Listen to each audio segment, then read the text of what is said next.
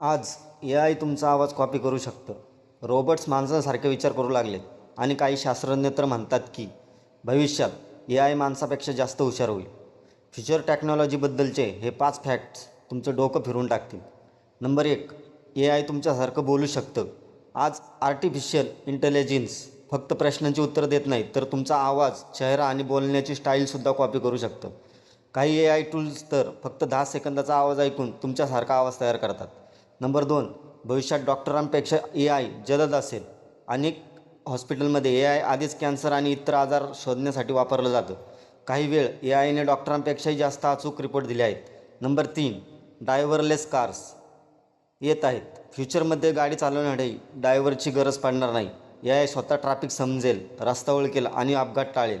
काही देशांमध्ये अशा गाड्या आधीच टेस्ट केल्या जात आहेत. नंबर 4, रोबोट्स माणसांची नोकरी घेतील.